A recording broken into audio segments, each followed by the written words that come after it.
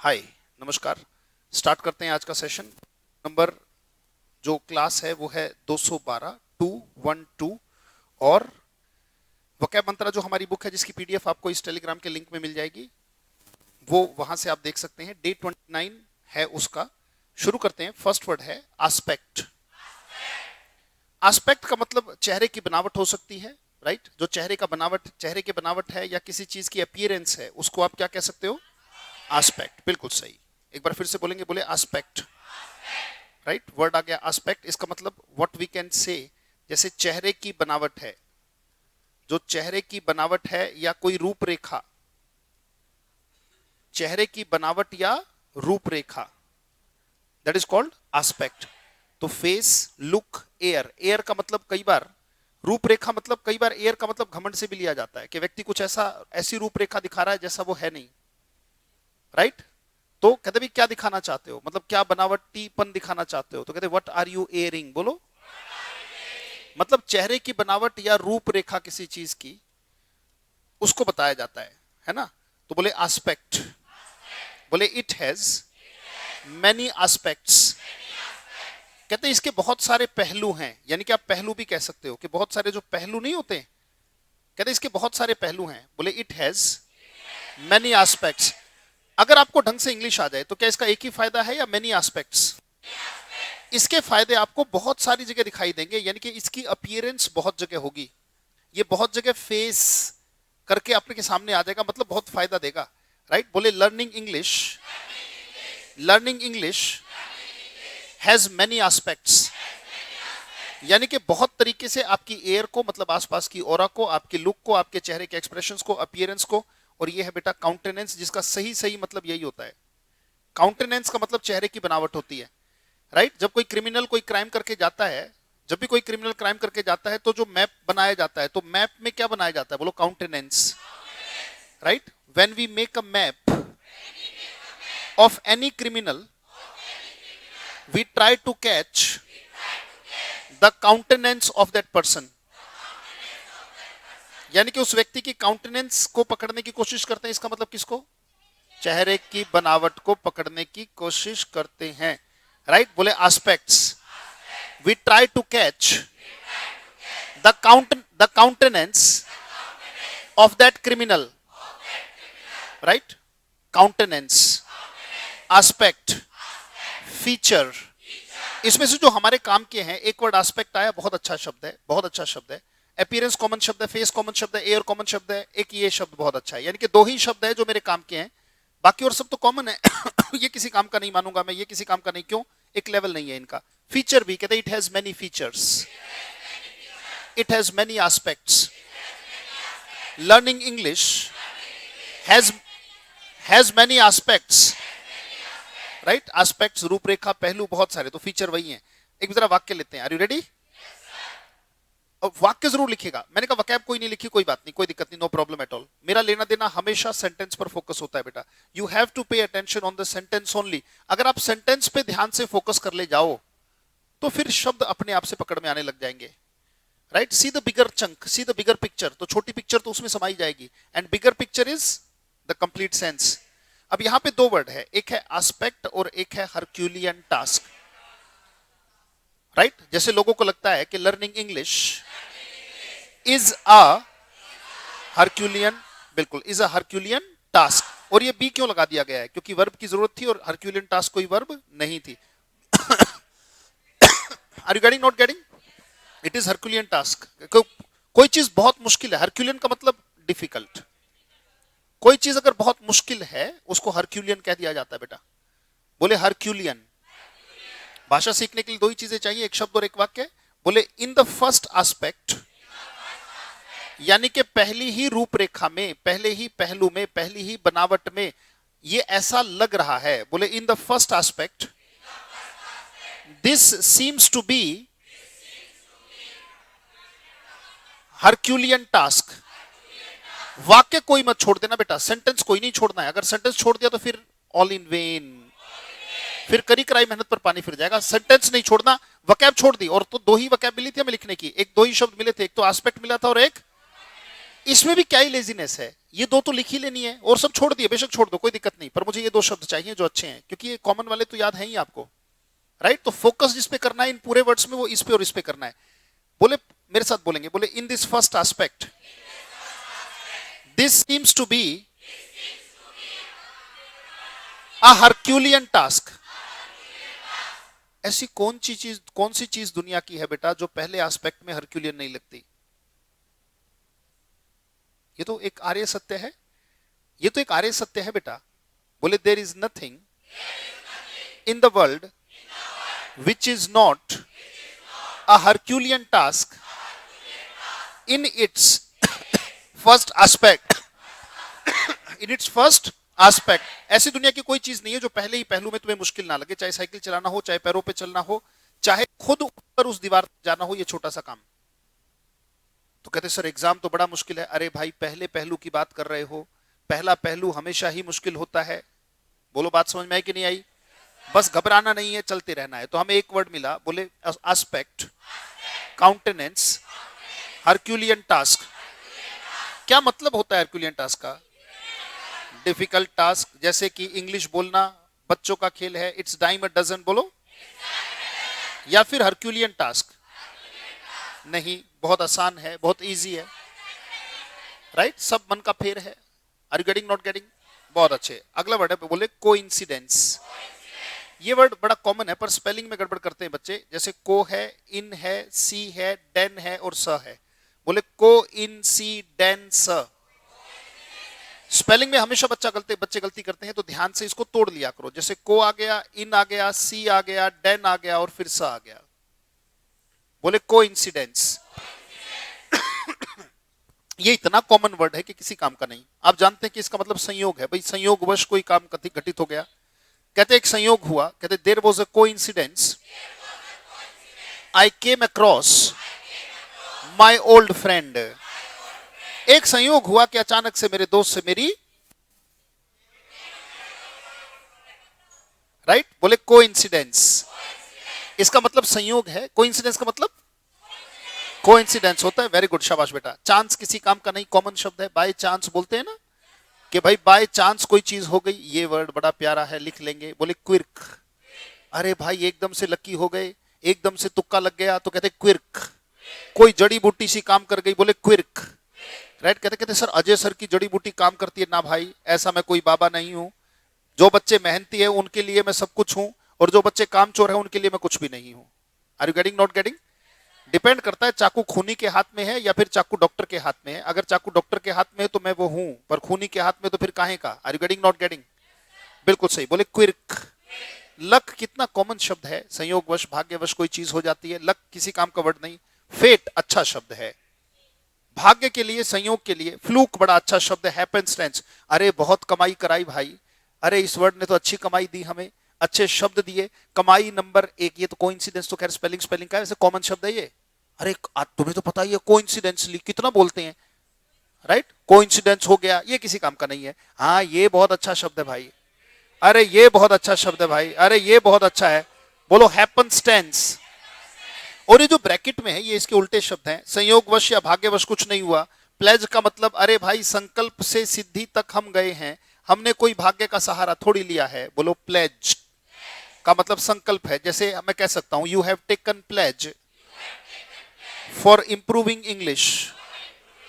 कहते सर जी हमने संकल्प ले लिया, छोड़ेंगे नहीं। बोले I have taken pledge for learning English.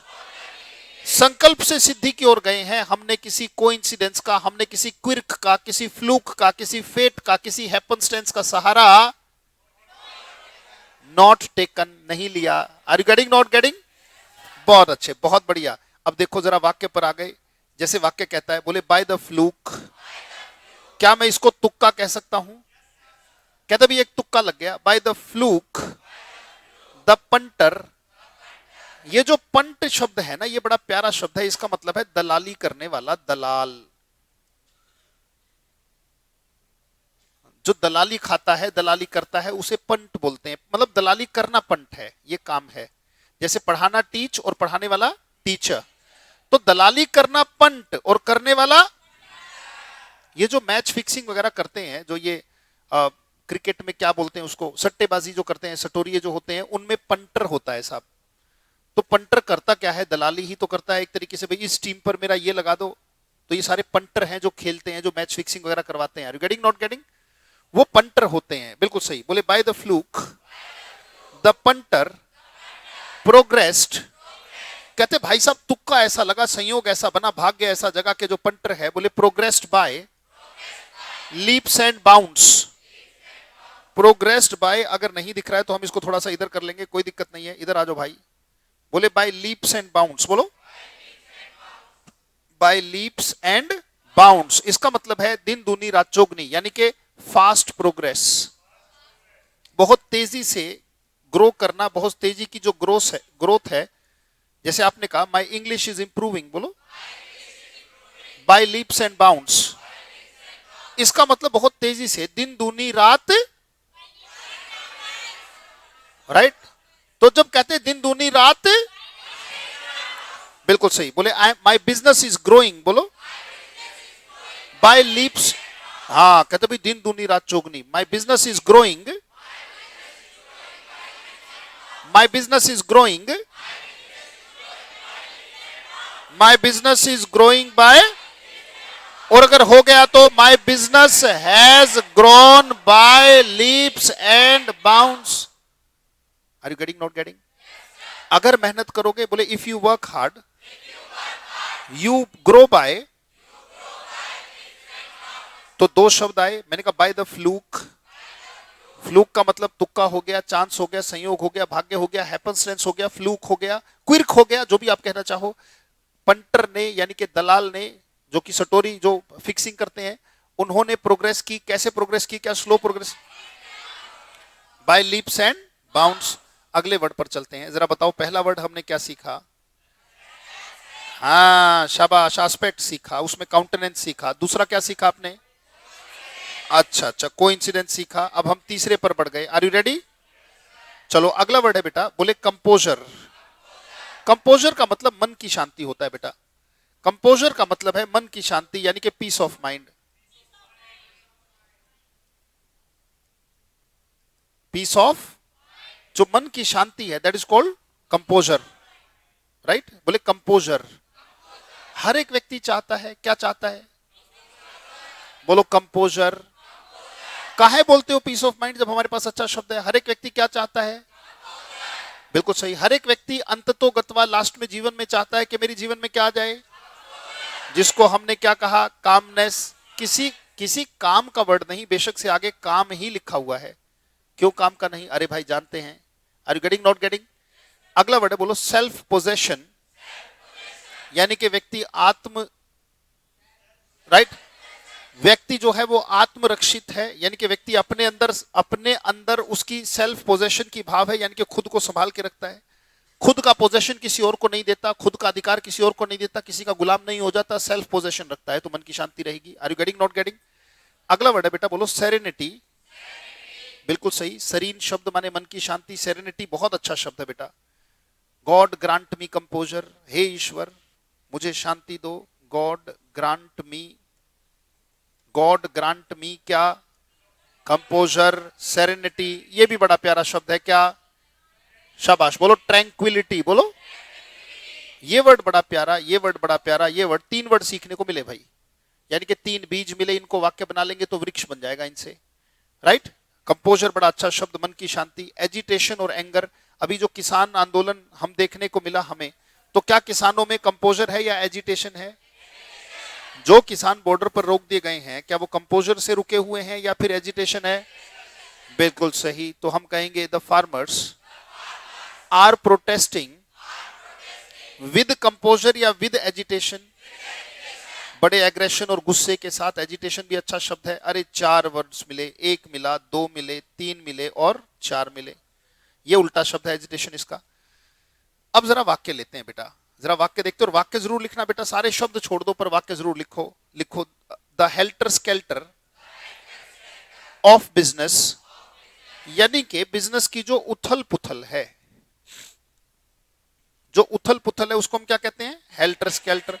कहते हैं हेल्टर स्केल्टर ऑफ लाइफ। बोलो the helter skeletal of business kills माने मार डालती है, कंपोजर एंड, और यहां पे ब्रिंग्स लिखा हुआ है, कोई बात नहीं भाई, बिजनेस की जो उथल पुथल है, ये देखिए ब्रिंग्स है, ब्रिंग का मतलब ले आना, लिख लीजिएगा, किल्स कंपोजर एंड ब्रिंग्स क्या, एजिटेशन, मतलब एग्रेशन लेके आता है, तो एजिटेशन शब्द का भी इस्तेमाल हो गया। अरे कुछ वर्ड्स बड़े प्यारे मिले, बहुत अच्छे मिले, इस वाक्य से मुझे एक हेल्टर स्केल्टर बहुत अच्छा शब्द मिला जिसका मतलब है उथल पुथल, राइट। बिजनेस की जो उथल पुथल है वो मार डालती है। एक शब्द बड़ा प्यारा मिला क्या, मन की शांति, और एक शब्द बड़ा प्यारा मिला क्या, agitation. Helter skeletal of business kills composer and brings agitation. बोलो बेटा, बात समझ में आई कि नहीं आई? आगे बढ़ते हैं, अगले शब्द की तरफ चलते हैं कि अगला शब्द हमें क्या सिखाना चाहता है, देखते हैं। अगला वर्ड है बेटा, बोलो ल्योर। जैसे वो कई बार मजाक मजाक में बहुत सारी वीडियो में आता है कि बुलाते हैं पर जाने का, हाँ वो योर है, कहते भाई don't go, calling but don't go, are you getting not getting? तो वो ल्योर है, लालच में डालना, फंसाना, किसी को अपनी तरफ बुलाना, बोले ल्योर, जाल में फंसाना। जैसे ये जो मेंबर बनाओ स्कीम वाली कंपनीज होती हैं एमएलएम, तो हम इसको इस्तेमाल कर सकते हैं वाक्य में कि एमएलएम कंपनीज व्यक्ति को लालच देकर अपने झांसे में फंसाने का काम करती हैं, और उसी को हम क्या कहते हैं, ल्योर का मतलब कोई लालच देके किसी को फंसा लेना, अपने जाल में फंसाना, लालच देकर फंसाना, लालच से फंसाना, हम कह देंगे क्या बेटा, ल्योर। बड़ा अच्छा शब्द है भाई, इसमें बड़े अच्छे शब्द हैं सारे के सारे। एक ये तो कॉमन शब्द है, ये किसी काम का नहीं, बाकी सारे वर्ड्स बड़े अच्छे हैं। बोले एंटाइस, लुभाना, ललचाना, कि आइए बाय 1 गेट 3 फ्री, अरे भाई हम तुम्हारी बुआ के लड़के थोड़ी हैं, बाय 1 गेट 3 फ्री बता दिया, चलो कोई बात नहीं। बोलो एंटाइस, ये बड़ा प्यारा शब्द है। बोलो टेम्प्ट, जिससे बनाए टेम्पटेशन, कहते भाई मेरी टेम्पटेशन रुकती नहीं, चॉकलेट को लेकर टेम्पटेशन है, इसका मतलब चॉकलेट बुलाती है पर जाने का नहीं। हाँ बिल्कुल सही, बोलो tempt, I tempt, you tempt, chocolate tempt या टेम्प्ट्स, कहते भाई चॉकलेट मुझे ललचाती है लालच में, चॉकलेट ल्योर्स, चॉकलेट एंटाइसेस, चॉकलेट टेम्प्ट्स। ऐसे ही कोएक्स का मतलब ललचाना, लुभाना, राइट, फंसाना। डिकॉय का मतलब जैसे मछली को फंसाने के लिए जो चारा डालते हैं, जो चारा डाला जाता है, तो चारा बेटा एक तरीके से लालच है या नहीं है? भाई लालच ही तो है। आपने क्या किया, मछली को कांटे में डाल के आपने कहा भैया आ जाओ, तो क्या किया जा रहा है, हाँ लालच में फंसाया जा रहा है कि एक लालच दिया फंसा लिया। ऐसे ही लालच बुलाता है पर जाने का नहीं। हाँ, होल्ड योर हॉर्सेस, अगर कोई ल्योर करे तो कंट्रोल करना है। बोले अल्योर, अरे जो मतलब है ल्योर का वही मतलब है अल्योर का। बोलो बात समझ में आई कि नहीं आई? ऐसे ही वर्ड है बेटा, बोलो ड्रॉ। ड्रॉ का मतलब अपनी तरफ कोई चीज खींचना, कोई चीज खींचना, दैट इज कॉल्ड ड्रॉ। जैसे आई वॉन्ट टू, बोलो ड्रॉ योर अटेंशन, तो मैं खींच रहा हूं कि नहीं खींच रहा हूं? अगर मछली में चारा लगा दिया है तो मैं उस मछली को ड्रॉ कर रहा हूं कि नहीं कर रहा हूं? फंसाना चाहता हूं कि नहीं फंसाना चाहता हूं? बहुत अच्छे, तो ये हो गया बेटा, बोलो ड्रॉ, यानी कि किसी को फंसाने की कोशिश, ये ड्रॉ है, या खींचना भी। बोले ड्रॉ इन, बोलो ड्रॉ के साथ इन भी लगा हुआ है बेटा, है ना, कोई बात नहीं, इन लगाए तो हम ध्यान देंगे। ड्रॉ का मतलब इन, भाई इस एरिया में मुझे किसी को लाना है, तो ड्रॉ करके क्या कर लिया, इन कर लिया, लालच में फंसा लिया, अंदर ले लिया। Are you getting not getting? बिल्कुल सही। इसको हम टेक इन भी तो कह सकते हैं, ड्रॉ इन को, टेक समबडी इन, इसका मतलब क्या, अपने झांसे में फंसाना, ये ल्योर है। अच्छा, रिपेल माने उल्टी कर देना, वर्ड ऑफ मतलब वहां से भाग जाना। जब कहते हैं कि वो ल्योर कर रही है पर आपको क्या कर जाना है, वर्ड ऑफ। बोले it lures but you word of. भाई मान लो शी है, चलो शी लगा देते, बोले she lures but you should word of, but you should, हाँ बिल्कुल, कोई भी बुरी चीज बुलाती है पर यू शुड, हाँ यू शुड वर्ड ऑफ। दारू की बोतल रखी है, कहती है आजा, अब वो बुलाती है पर जाने का नहीं। बोले द बोतल of liquor lures but you should बोलो यू शुड वार्ड ऑफ।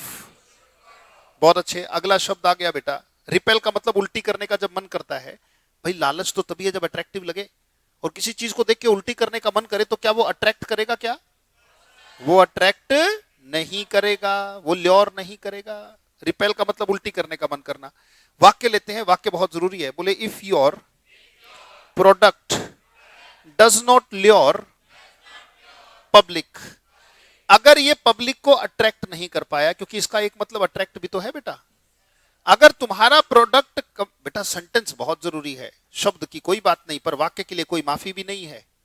शब्द ना याद रहे कोई बात नहीं, रिपीट करेंगे, रिवाइज करेंगे, बस उतना याद रह जाए, कहीं भी न्यूज़पेपर में दिखे मैं पहचान लूं, पर वाक्य के लिए कोई माफी नहीं होगी बेटा। वाक्य याद रखना ही है, वाक्य को बार बार रिवाइज करना है। अगर तुम्हारा प्रोडक्ट मार्केट को अट्रैक्ट नहीं करता है, ऐसे ही भाई एमएलएम वाली कंपनी में बता रहा था कि तुम्हारी स्कीम ही ऐसी है जो पब्लिक को क्या नहीं करती, ल्योर नहीं करती। Are you getting not getting? बोले if your product does not lure public, it will go in winds. Go in winds का मतलब होता है बेटा बर्बाद हो जाना, गेट डिस्ट्रॉयड। कहते भाई साहब बर्बाद हो जाओगे, गेट डिस्ट्रॉयड हो जाओगे। If your product does not lure public, अगर ये पब्लिक को ल्योर नहीं करेगा तो यू विल गेट डिस्ट्रॉयड, भाई बर्बाद हो जाएगा। ये तुम्हारा इट किसके लिए आया? प्रोडक्ट के लिए। कितने प्यारे शब्द मिले, दो शब्द मिले, एक तो गो टू विंड्स मिला और एक क्या मिला? ल्योर। बोलो बात समझ में आई कि नहीं आई? कुछ शब्द मिले, कुछ वाक्य मिले। इसके बाद पांचवा, जो कि हमारा आज के सेशन का अंतिम शब्द होगा, अगला वर्ड है बेटा, बोलो मस्टर। शाबाश, फिर से बोलो। कहते a master you should muster my confidence. भाई मास्टर से मस्टर याद हो सकता है, मास्टर, मस्टर का मतलब होता है इकट्ठा करना। मस्टर का मतलब क्या है? देखो ये रहा वर्ड, ये तो आप जानते हो ना। मस्टर का मतलब कलेक्ट है, इकट्ठा करना। बोलो बात समझ में आई? किसी चीज को गैदर करना, किसी चीज को असेंबल करना, इकट्ठा ही तो किया जाता है। अरे कितना अच्छा शब्द है। बोले कॉन्ग्रेगेट। कॉन्ग्रेगेशन किसी को धार्मिक या किसी सभा या किसी मीटिंग के लिए इकट्ठा करना कॉन्ग्रेगेट होता है। कॉन्ग्रेगेशन का मतलब ये जो सत्संग वगैरह जो धार्मिक सभाएं होती हैं, जैसे बागेश्वर बाबा जी के यहाँ पे जा रहे हैं सारे, तो वो कॉन्ग्रेगेट कर लिया। एक पोस्टर छपवाए कि बागेश्वर बाबा जी अब जयपुर में, तो ये पोस्टर क्यों छपाया गया? ताकि सारे लोग क्या हो जाएं? कॉन्ग्रेगेट हो जाएं, इकट्ठा हो जाएं, अमास हो जाएं, एक जगह जाकर गैदर हो जाएं। Are you getting not getting? अरे बड़ा अच्छा शब्द मिला, मस्टर अच्छा शब्द मिला, ये कॉमन शब्द है, ये कॉमन शब्द है, छोड़ दिया असेंबल कॉमन, बड़ा अच्छा, ये भी बड़ा अच्छा शब्द है। बोलो कन्वीन। कहते हैं पार्टी कन्वीनर अरविंद केजरीवाल। ये बार बार शब्द मिलेगा केजरीवाल के लिए। पार्टी को इकट्ठा करने वाला, एकजुट करने वाला, बनाने वाला, उसको कन्वीनर कह दिया। राइट? अलग अलग वृत्तियों के, अलग अलग भावों के, अलग अलग आदतों के लोगों को एक जगह इकट्ठा किया और उनसे काम लेने की कोशिश की। तो क्या कोशिश की जाती है कि उनको क्या किया जा रहा है? कन्वीन। तो कन्वीन का मतलब इकट्ठा करना है, और जो इकट्ठा करता है, जैसे मैंने कहा कि पार्टी कन्वीनर अरविंद केजरीवाल, तो समझ में आया? अब ये है भाई, ये तो हो गया इकट्ठा। डिस्पर्स माने तितर बितर कर देना, स्कैटर माने भी तितर बितर कर देना, इधर उधर करना, तितर बितर। शाबाश, तितर बितर कर देना वो डिस्पर्स है। जैसे जैसे भाई ये संयुक्त किसान मोर्चा SKM, इन्होंने किसानों को क्या किया? इकट्ठा किया, कन्वीन किया कि भाई चलो दिल्ली, चलो, हाँ चलो Delhi, let's go to Delhi. तो उन्होंने कहा चलो भाई दिल्ली चलते हैं, तो दिल्ली के लिए वो कूच कर दिया, ठीक है। पर पुलिस ने क्या किया? लाठी चार्ज कर दिया भाई। तो लाठी चार्ज करके क्या करना चाहते हैं? बोलो डिस्पर्स द क्राउड, कि वो एक जगह इकट्ठे ना हो पाए, तितर बितर हो जाएं, आंसू गैस के गोले दागे जाएंगे सबके। तो ये क्या है? डिस्पर्स करना। बोलो बात समझ में आई कि नहीं आई? अब जरा इसे वाक्य देखते हैं कि वाक्य क्या देना चाहता है हमें। अगर वाक्य कुछ देना चाहेंगे तो हम मना करेंगे या ले लेंगे? वाक्य से हम ले लेंगे भाई। ये वाक्य कुछ हमें देना चाहता है तो हम जरूर लेंगे। दो भाई क्या देना चाहते हो? देखो, बोले don't make ducks and drakes. कहते भी बर्बादी मत करो। Ducks, make ducks and drakes का मतलब है बेटा बर्बाद कर देना, waste. Make ducks and drakes का मतलब है बेटा किसी चीज को बर्बाद कर देना, that is called make ducks and drakes. बड़ा प्यारा शब्द है मेक डक्स एंड ड्रेक्स। कहते भाई पैसे की बर्बादी मत करो, don't waste money, don't make ducks and drakes of money. भैया बर्बादी मत करो, don't make ducks and drakes of money. Muster it, यहां पे मैं इट किसके लिए कह रहा हूं बच्चों, है बेटा? ये जो मस्टर के बाद इट आया ये किसके लिए? मनी के लिए। Muster it for rainy days. अरे भाई मुसीबत के समय के लिए। रेनी डेज का मतलब क्या है? एडवर्सिटी। जो मुसीबत का समय होता है, एडवर्सिटी होती है, उसको रेनी डेज कहा जाता है। बुरे समय के लिए इसको बचा के रखो, इकट्ठा करो। Are you getting, not getting? शाबाश। बोले don't make ducks and drakes of money, muster it for rainy days. कहते भैया तुम एक काम करो, पैसे की बर्बादी मत करो, इसको रेनी डेज के लिए बचा के रखो, इसको मुसीबत के समय के लिए बचा के रखो। बोलो बात समझ में आई कि नहीं आई? Muster it for rainy days. कितना अच्छा वाक्य है। कहते भी किसी को हम सलाह दे रहे हैं कि don't make ducks and drakes of money, muster it for rainy days. वाक्य लिखा कि नहीं लिखा? तो ऐसे ही सारे सेशंस लगातार बैक टू बैक आप मिलते रहेंगे, पर एक वादा कीजिएगा कि शब्दों और वाक्यों के साथ कोई खिलवाड़ नहीं। शब्द कोई बात नहीं छोड़ दिए, पर वाक्य नहीं छोड़ना है। वाक्य की पकड़ से शब्दों की पकड़ अपने आप बनेगी। आज के सेशन को मुझे देखने के लिए बहुत बहुत धन्यवाद। Thank you, thanks a lot. Stay happy, stay blessed, stay creative. Thank you.